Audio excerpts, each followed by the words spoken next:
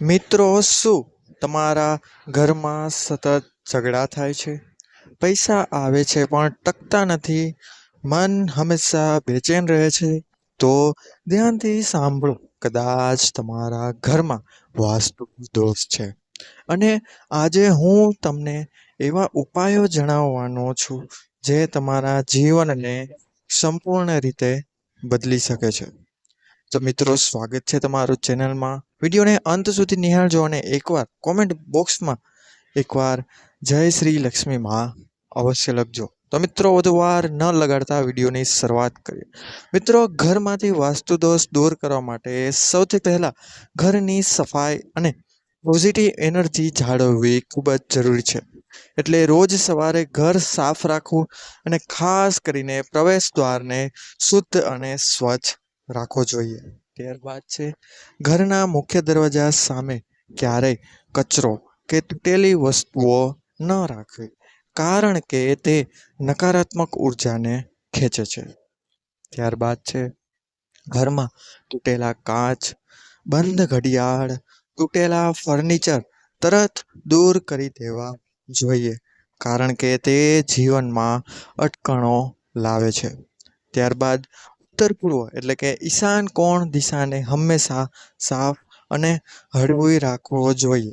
અહીં ભગવાનની મૂર્તિ અથવા પૂજા ઘર રાખવું ખૂબ જ શુભ માનવામાં આવે છે.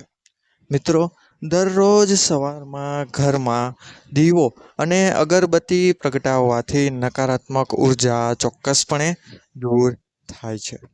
દર શનિવારે મીઠું પાણીમાં નાખીને ઘરમાં પોતા કરવાથી ખરાબ શક્તિઓ ઘરમાંથી દૂર જાય છે, એટલે કે નેગેટિવ એનર્જીઓ દૂર થઈ જાય છે. ઘરમાં તુલસીનો છોડ રાખવો પણ મિત્રો ખૂબ શુભ માનવામાં આવે છે. તે પોઝિટિવ એનર્જી વધારવામાં મદદ કરે છે. ઘરના બેડરૂમમાં ક્યારેય અરીસો બેડ સામે ન હોવો જોઈએ, કારણ કે તે સંબંધોમાં તણાવ લાવવાનું કાર્ય કરે છે. તેથી તેનું સ્થાન તમારે તરત જ ફેરવી નાખવું જોઈએ. ત્યારબાદ છે રસોડું. મિત્રો, હંમેશા દક્ષિણ પૂર્વ દિશામાં હોવું જોઈએ અને રસોડું સાફ રાખવું પણ ખૂબ જરૂરી છે, કારણ કે તે સ્વાસ્થ્ય અને સંપત્તિ સાથે જોડાયેલું વસ્તુ છે તેવું માનવામાં આવે છે. ત્યારબાદ પાણીની ટાંકી ઉત્તર અથવા ઉત્તર પૂર્વ દિશામાં હોવી જોઈએ. દક્ષિણ દિશામાં પાણી રાખવાથી ઘરમાં નુકસાન થઈ શકે છે, માટે આ વાત યાદ રાખજો. ઘરના દિવાલો પર હંમેશા હળવા અને પોઝિટિવ કલર્સ રાખવા જોઈએ, જેમ કે સફેદ, લાઇટ યલો, લાઇટ બ્લુ.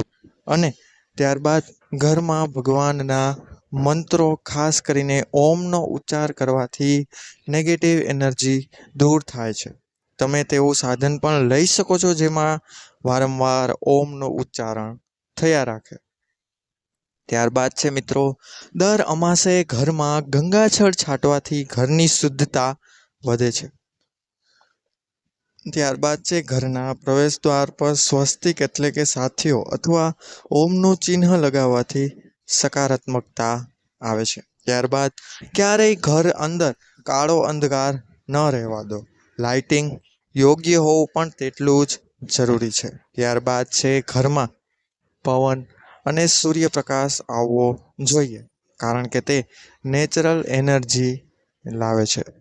ત્યારબાદ છે દક્ષિણ દિશામાં ભારે વસ્તુઓ રાખવી અને ઉત્તર દિશામાં હળવી વસ્તુઓ રાખવી. જે રીતના મેં આગળ તમને વાત કરી તેના કારણ પણ જણાવ્યા. ત્યારબાદ ઘરમાં પાણી લીક થતું હોય તો તરત જ તેનો નિકાલ કરવો, કારણ કે તે પૈસાની દૂર જવાની નિશાની માનવામાં આવે છે. ત્યારબાદ શયનખંડમાં શાંતિપૂર્ણ ફોટા અથવા દ્રશ્યો રાખવા જોઈએ.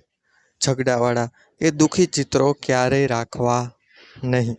અને દર પૂર્ણિમાએ દીવો પ્રગટાવીને ભગવાનનો તમને જીવન આપવા બદલ આભાર અવશ્ય માનવો જોઈએ. મિત્રો, ઘરમાં સુગંધિત વાતાવરણ બનાવવા માટે કપૂર અથવા અત્તરનો ઉપયોગ કરવો. ઘરમાં ઘંટ વગાડવાથી પણ ઘરની નકારાત્મક શક્તિઓ ધીમે ધીમે દૂર થઈ જાય છે.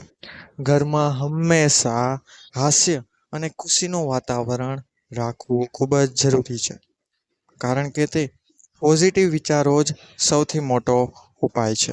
અને સૌથી મહત્વપૂર્ણ મિત્રો કે ભગવાન પર વિશ્વાસ રાખવો અને સારા કર્મ કરવાથી કોઈ પણ વાસ્તુ દોષ લાંબા સમય સુધી ટકી શકતો નથી. તો મિત્રો, આ ઉપાયો ધ્યાનમાં રાખો, આ પોઈન્ટ ધ્યાનમાં રાખો અને જીવનને ખૂબ સરળ બનાવો. જો તમને આવા વધુ શક્તિશાળી અને તમારું જીવન બદલી નાખે એવા ઉપાયો જાણવા હોય તો વિડીયોને લાઈક કરજો, ચેનલને સબસ્ક્રાઈબ કરવાનું ભૂલશો નહીં અને કોમેન્ટમાં જય માં લક્ષ્મી અથવા ઓમ લખવાનું ભૂલશો નહીં. અને વિડીયોને વધારે પસંદ કરવા માટે તમારો આભાર. પરંતુ આ વિડીયોને તમારા મિત્રજનો અને પરિવારજનોમાં જે પણ લોકોને આ તકલીફ હોય તે લોકોને આ વિડીયો શેર કરવા નમ્ર વિનંતી. તો મિત્રો, ચેનલને સબસ્ક્રાઈબ કરજો. મળીશું આપણે હવે આવા જ નવા વિડીયો સાથે, નવી જાણકારી સાથે. ત્યાં સુધી બધાને મારા હર હર મહાદેવ. ધન્યવાદ અસ્તુ.